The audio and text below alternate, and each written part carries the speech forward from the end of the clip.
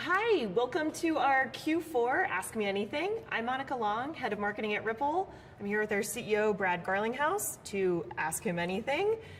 So Brad, as the clock winds down on 2018, what's on your mind? Three things come to mind. One, I think big picture, state of the markets. It's been in many ways a tough 2018 for the industry. People talk about crypto winter. The second thing I think a lot about is the state of the regulatory environment globally.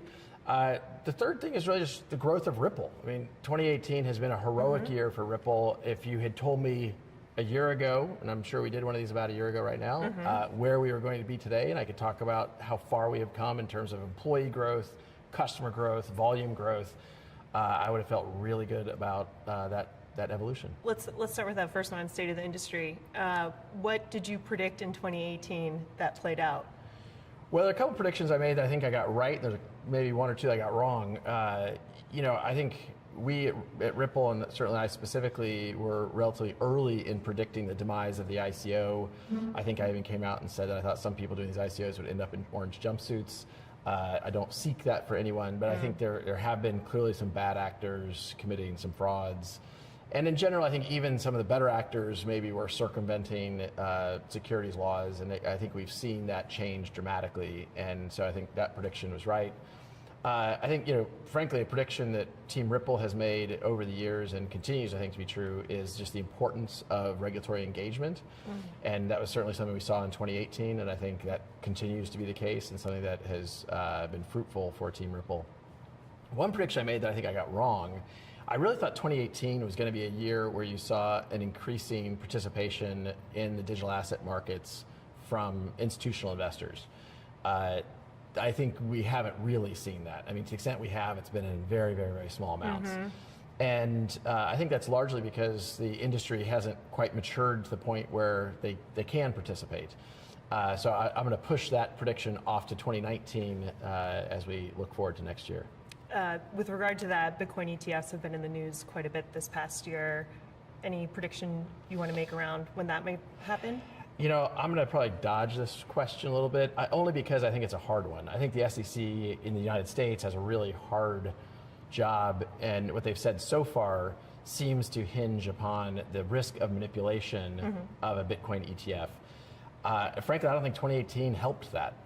In 2018, we saw more concentration of mining power amongst fewer miners in the Bitcoin ecosystem, and I think that increases the risk of manipulation. So I certainly would like to see instruments like ETFs enter, particularly for the ability for institutions to participate. But I think the SEC's got a hard job on this one, and so because I think it's a hard topic and I don't really have a strong point of view on where it's going to play out, I'm not going to make a prediction. Okay. Well, what do you think will happen in 2019? Well, a couple predictions I would make. I mean, one or two of them I've talked at least a little bit about publicly. Just a few days ago, I tweeted publicly about the importance of transparency and the overall industry. If we want it to mature, I think we have to hold ourselves to higher standards. There's a lot of stuff in the industry still that I think is clandestine, and almost because of the origins of crypto, there's people who operate, without transparency, without clarity. I don't think that's good for the industry. I think it's good for the desire for institutional investors to come into the industry. So one of my predictions is we'll continue to see increasing transparency in lots of different projects. I also predicted that I think by the end of 2019, you'll see banks, traditionally defined kind of banks, actually hold digital assets. I think that that's only a matter of time, and I think banks are profit-motivated entities, and to the extent they see an opportunity to grow their business, I think you're going to see banks lean in on that. So second big topic on your mind as 2018 winds down is regulation. Big year in the news for regulatory topics. What's on your mind? Well, I think we definitely saw increased regulatory uncertainty here in the United States, but increased regulatory clarity in other markets around the world. Ripple's a very global company, and the Xrp ecosystem is very global inherently. And so, you've seen markets like Abu Dhabi, like the UK, like Singapore, and even Thailand, and the central banks, the regulatory environments in those markets provide clarity around regulatory frameworks to engage. Japan would be another country I'd highlight. The U.S. hasn't had as much regulatory clarity. Early in the year, I think it was May or June, the SEC came out and said Bitcoin's not a security, and then shortly thereafter said Ether's not a security, but then kind of remained silent. And I think they have looked at those two, because at the time they were the top 2 market cap, according to at least CoinMarketCap, and then they've gone after people at the other end of the spectrum that are bad actors. But I think that has created some uncertainty here in the United States, and having been here in Silicon Valley in the earliest days of the internet, the clarity and constructive engagement from the US government is one of the reasons why you saw a lot of development and investment in the earliest days of the internet. I think if we want to see that in the blockchain ecosystem, we're going to need to get more clarity from the SEC. I think they have said they intend to make more statements about that in the new year, which we're looking forward to. I know you've answered this question many times before, but what are your thoughts on XRP, security or not? I think it's very clear XRP is not a security. There's a whole bunch of kind of base layer reasons for that. One of the most important, I think, is if Ripple, the company, shut down, XRP trades on over 100 exchanges around the world, and XRP would continue to trade.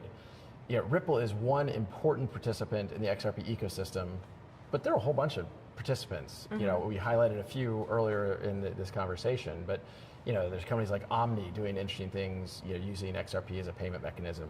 So I think you've only seen that grow in 2018, and frankly, it grew despite the fact that there was that uncertainty out there. So I think it's very clear that XRP is not a security. Mm-hmm. I appreciate that the SEC's got a tough job, and there's different dynamics in this space, but we're going to continue to work with regulators around the world and make sure that they understand who we are, who Ripple is, what XRP is as an independent open source digital asset, and make sure that people understand the difference.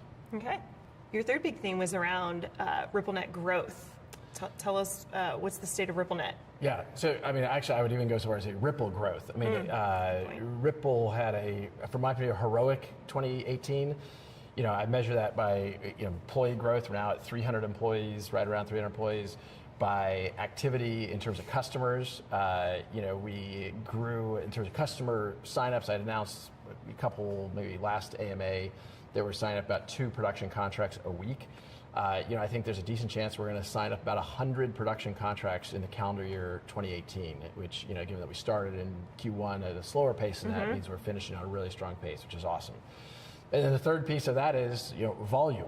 Volume obviously is ultimately what we're looking for. And look, if you had told me a year ago right now that we would be where we are in terms of number of customers, number of deployments, 40 countries, 6 continents, I would have been no way. So we've made huge progress. I also recognize we got a long way to go. Mm-hmm. But I think, in a world looking around the blockchain ecosystem where it's been a tough year, I feel like Ripple had a heroic year. And I think that even though a lot has changed, morale here is really high because people see that we're solving a real problem for real customers, and we're able to do it with technologies that actually are really efficient at doing that. How do you, as CEO, how do you think about team growth so that we're scaling the team at an appropriate pace and we're not getting over our skis too much in terms of ballooning in team size? Actually, I'm really glad you asked this, in part because I think that as you look around the ecosystem, we have seen in the last month or so some challenges as we go through this kind of what people are calling crypto winter or whatever you want to call it. There's people who got ahead of themselves. You're seeing projects shut down. You're seeing people do layoffs. It has been important to me that we've taken a measured approach to our growth. I did live through the .com bubble and the kind of winter that followed that, and that was a really difficult time, and it has informed how I've thought about how we grow Ripple. And I think we've done that at a pace that is commensurate with our growth of customers, the growth of volume. So it's put us in a really strong position as we wrap 2018 in terms of the size of the network. And the value of the network is, as Metcalfe's law, the square of the nodes on the network. So we finished the year in a really strong financial position, a really strong product position, and I'm pretty psyched. A year ago, we only had one production product in the market, and that was Xcurrent. Now we have 3 production products in the market with Xvia and Xrapid, and we're seeing, the fact that we have customers, production contracts on each of those products, in a year is a really astounding